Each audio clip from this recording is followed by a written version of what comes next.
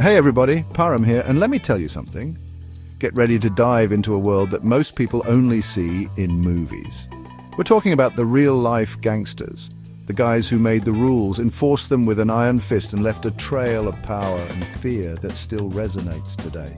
We're talking about the top 5 most ruthless mafia bosses in history, man.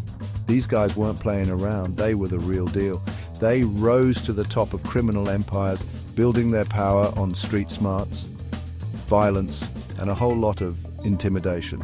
We're going to break down their stories from their humble beginnings to the height of their power and examine what made them tick. Trust me, you don't want to miss this.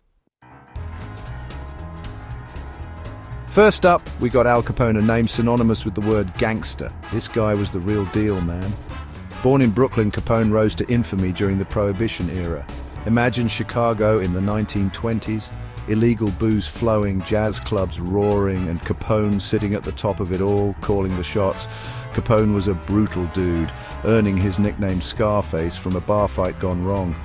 But his ruthlessness, his ability to intimidate and eliminate his rivals, is what made him a legend. The St. Valentine's Day Massacre, man. That's some seriously dark stuff.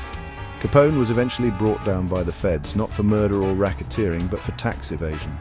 It just goes to show you, even the most ruthless gangsters can't escape the tax man. Next, we got Charles Lucky Luciano, the man who basically invented the modern mafia as we know it. This guy was a visionary, a strategist who saw the potential in organized crime. Luciano understood that cooperation, even between rival gangs, could lead to more power and profit.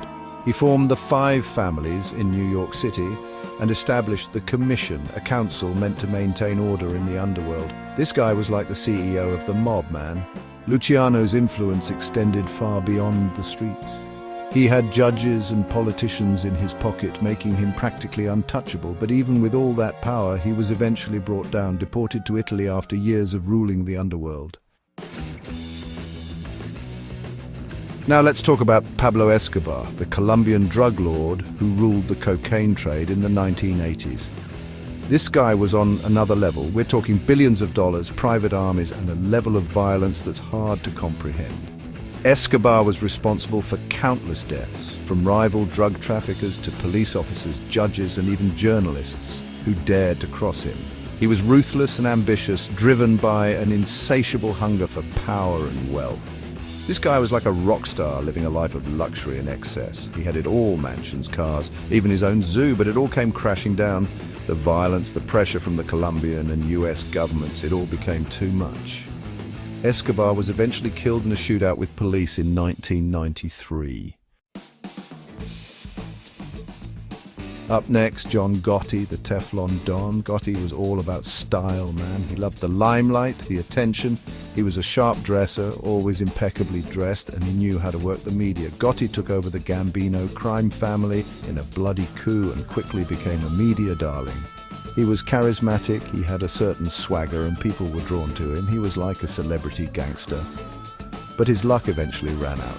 The feds were onto him, and after years of evading justice, Gotti was finally convicted on racketeering and murder charges in 1992. The Teflon Don was no more.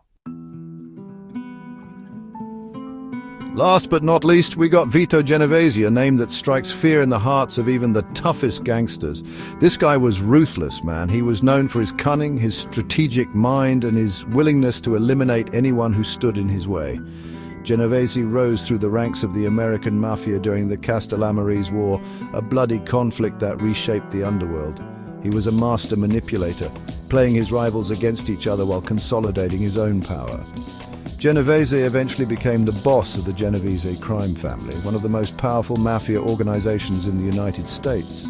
He ruled with an iron fist, demanding absolute loyalty and obedience from his underlings. So there you have it, folks. The top 5 most ruthless mafia bosses of all time. These guys were the real deal, building empires on violence, intimidation, and a whole lot of cash.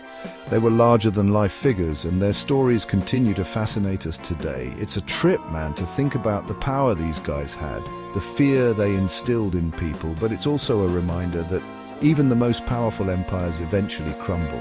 The law might be slow, but it catches up in the end.